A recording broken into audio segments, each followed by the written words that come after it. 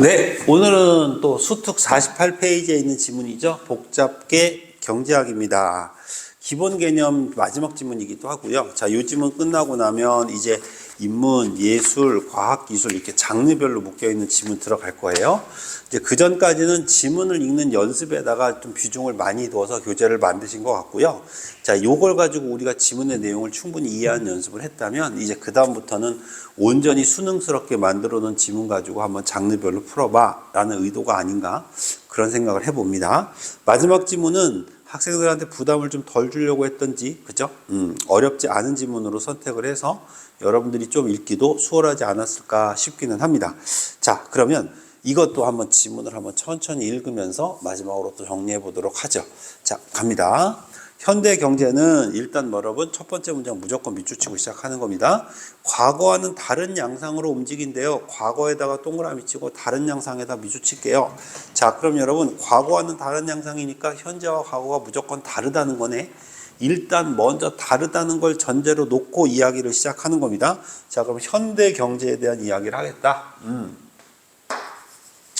자, 근데 이 현대 경제는 과거와는 뭐하다? 다르다. 요렇게 하는 거예요.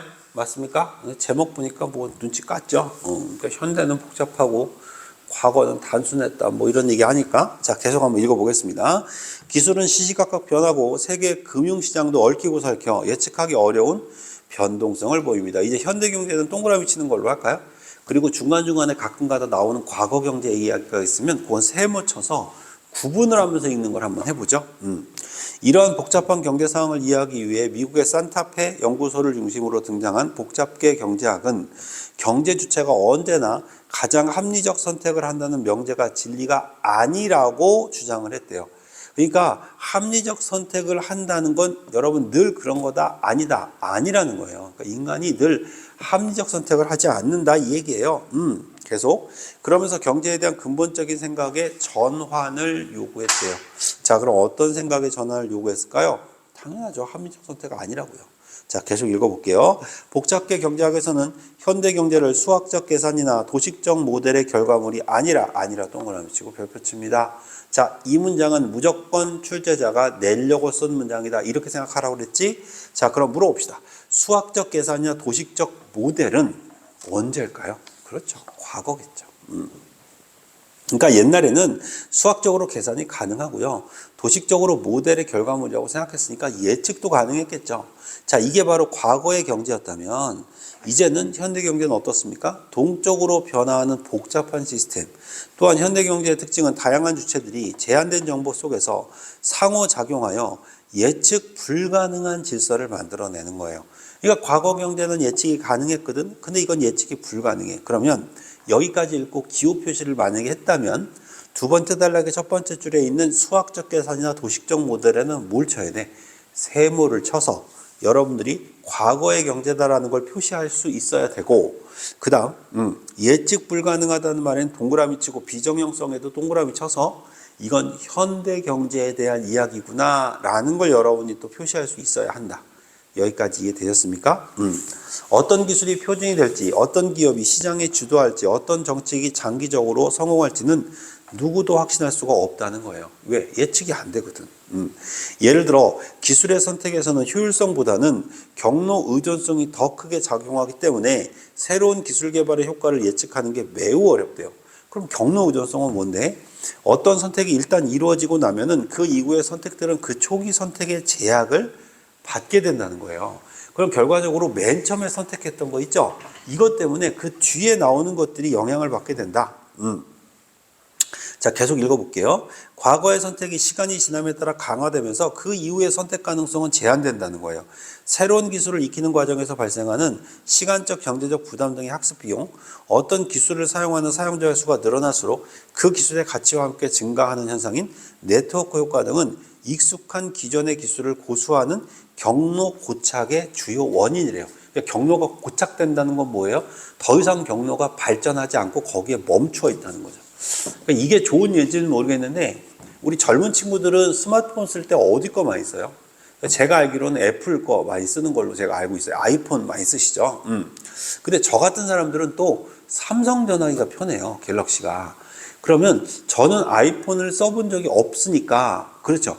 일단 전화기를 딱 산다고 하면 어느 걸 살까요? 그래서 삼성 걸 사게 돼요. 그러니까 저는 아이폰 써본 적은 없지만 그걸 쓰게 되면 불편함을 느끼는 거죠.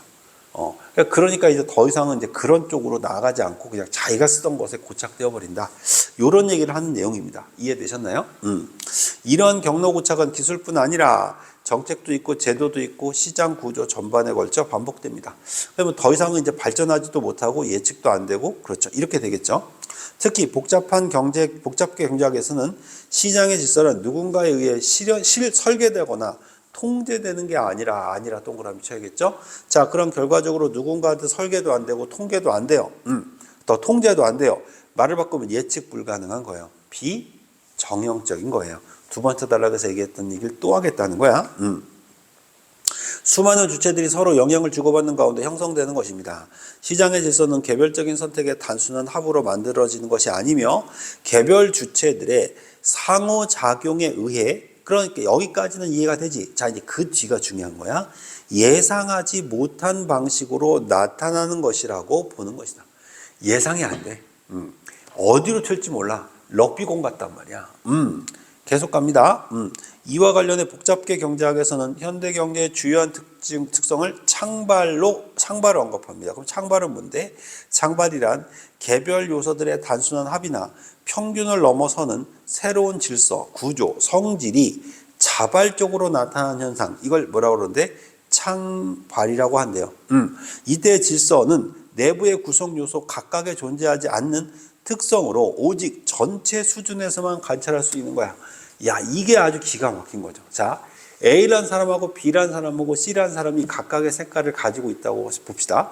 그럼 이 세 사람이 만약에 옛날에 물건을 만들었다면 A라는 사람과 B라는 사람과 C라는 사람이 만든 물건 속에는 각각 자기들이 가지고 있는 색깔이 나도 모르는 사이에 이렇게 녹아 들어가 있는 가능성이 높았단 말이에요.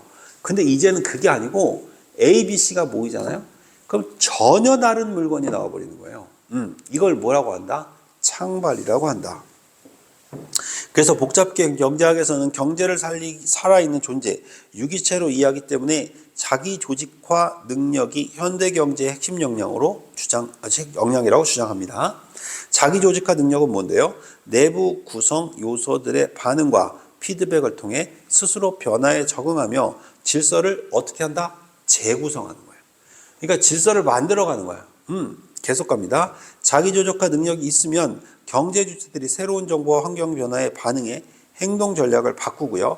이러한 변화가 경제 구조를 재조직하고요. 바꾸니까요. 전체 경제가 스스로 회복되거나 진화할 수 있습니다. 이러한 관점에서 현대 경제는 외부의 지시나 하향식 통제로 경제의 질서를 만드는 것이 불가능하다. 그럼 물어봅시다. 외부의 지시나 하향식 통제로 경제 질서를 만든 건 어딜까요? 그렇죠. 과거죠. 그러니까 이 부분은 또 여러분들이 뭘 돌려놓으면 이건 세모 거였구나. 이렇게 여러분 돌려놓으면 분류 작업하면서 공부하기가 참 좋다. 이해됩니까? 그래서 확실성을 기반으로 하는 예측과 통제가 아닌 이렇게 되어 있죠. 그럼 확실성은 뭐 돌려? 세모 돌려야죠. 그러니까 확실하지 않은 거예요. 불확실성 동그라미죠. 상호작용, 변화 가능성 동그라미죠. 이렇게 이해하고 대응하는 능력이 필수적이다. 결과적으로 복잡한 경제학 이렇게 해서 현대 경제는 예측이 불가능했고 과거의 경제는 예측이 가능했다. 누군가의 통제가 가능했다. 그래서 이 지문을 읽으실 때 그냥 지문 자체에 동그라미 세모만 이렇게 구분하시면서 읽으면 그 정도로도 충분히 잘 읽었다라고 평가받을 수 있는 지문이었습니다. 오른쪽 문제는 여러분 한번 채점해 보시고 혹시라도 틀리신 게 있다면 저한테 질문하시면 되겠습니다. 오늘은 여기까지 하겠습니다.